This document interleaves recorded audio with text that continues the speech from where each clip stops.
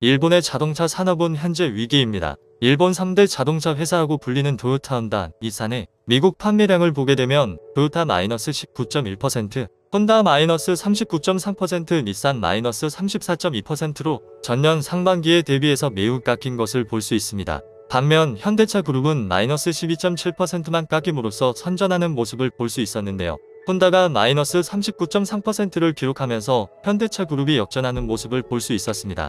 불과 10년 전만 하더라도 현대차 그룹이 일본의 자동차 기업을 이기는 것은 생각조차 할 수 없던 일이었습니다. 일본의 기술이 우리나라보다 훨씬 뛰어났었고 미국인들 또한 일본 차만 산다고 했을 정도로 일본 차의 사랑이 대단했기 때문이었는데요. 10년이 지난 현재는 정확히 두 회사가 정반대의 길을 걷고 있습니다. 현대는 점점 세계에서 알아주고 있는 반면 일본의 3대 자동차 회사들은 점점 몰락하고 있는 것인데요. 혼다와 닛산이 반도체 부족 사태에 직접적으로 큰 타격을 입은 데다가 전기차 생산을 뒤늦게 다시 한 것이 독이 되었습니다. 사실 일본 완성차 업체는 전기차 시장 경쟁에 가장 늦게 뛰어들었었는데요. 미쓰비시와 닛산에서 어떤 제조사들보다 먼저 순수 전기차를 내놓았었어야 2010년쯤으로 세계 최초 양산형 전기차를 선보였지만 현재 전기차 시장에선 일본 완성차 업체들은 전부 존재감이 없는 수준인데요. 그렇기 때문에 일본의 자동차 회사들은 전기차에 관심이 없었습니다. 일본이 전기차 시장에서 부진한 이유는 제조회사도 문제지만 일본 내 소비자들도 전기차 구매에 인색한 상황입니다.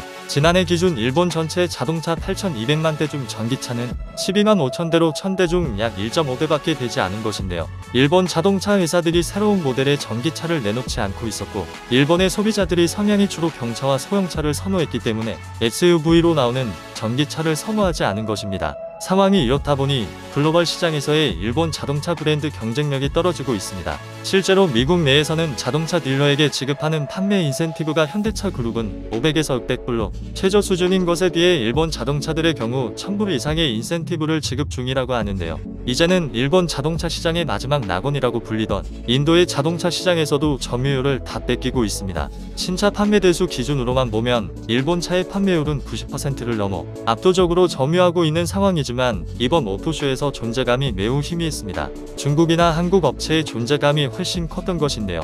일본과는 달리 배부를 적극적으로 추진하고 있기 때문입니다. 한국에서는 현대가 부스를 열었고 일본이 동남아 시장에서 최대로 히트친 모델인 익스펜더 크로스의 대항마로 스타게이저 X를 처음 선보이기까지 했습니다. 이제는 마지막 낙원이라고 불리는 인도 자동차 시장의 점유율마저 뺏길 위기에 일본 자동차업계 관계자는 아직 인도에서 배부는 자카르타나 그 주변에 한정된 이야기다.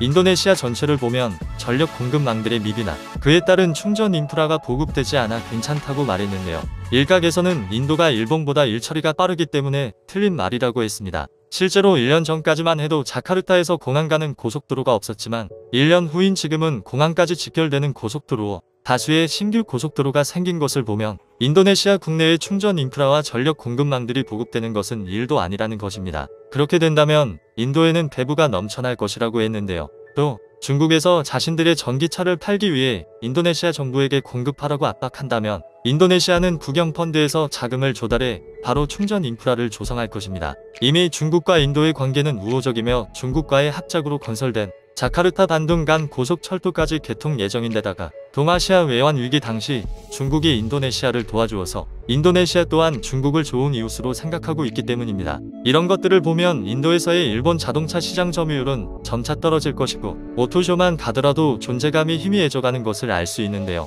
이미 현대차는 전기차 모델 아이오닉5를 앞세워 인도네시아 전기차 시장을 장악하고 있습니다. 지난해 현지 베스트셀링 전기차로 꼽힌 중국 울링 자동차 AIV를 제치고 판매 1위를 달리고 있는 것인데요. 인도네시아 자동차공업협회에 따르면 현대차는 1분기 인도네시아 EV 시장에서 아이오닉5 1039대를 판매, 점유율 58.4%로 1위에 올랐습니다.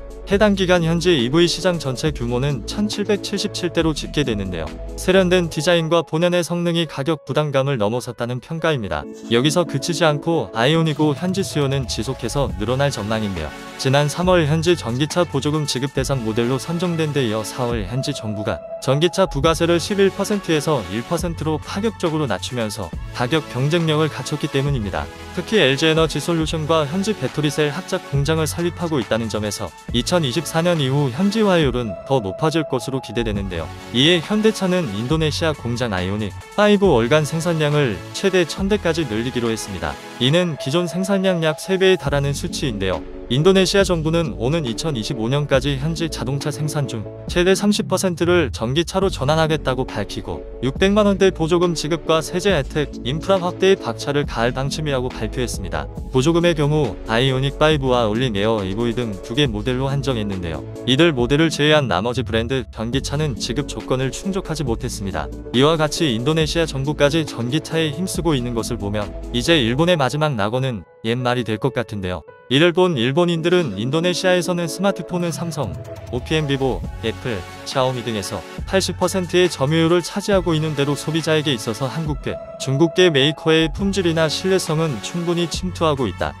자동차에 있어서도 한국, 중국 메이커가 순식간에 일본차를 뛰어넘고 인도네시아는 일본 메이커의 지배에서 해방될 것입니다. 일본은 자동차마저 추락하고 있는데도 그것을 인정하지 않는 사람이 많은 것이 두렵다.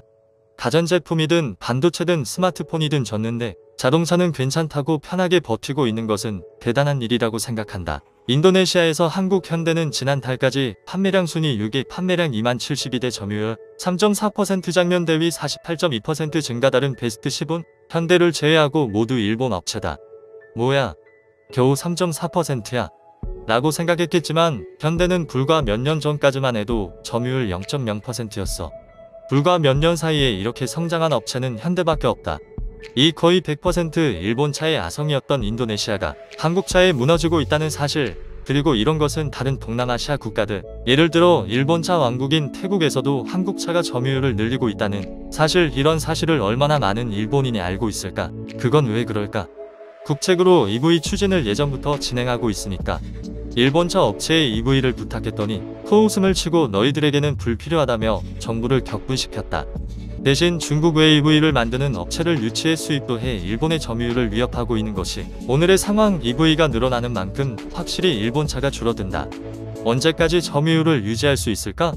어차피 팔릴 총알이 없으니까. 지폐와 종이통장과 종이건강보험증밖에 사용할 수 없는 저디지털 국민이 70%인 초아날로그 대국, 일본의 최신 사이언스 테크놀로지는 존재하지 않는다 등의 반응을 보였습니다. 감사합니다.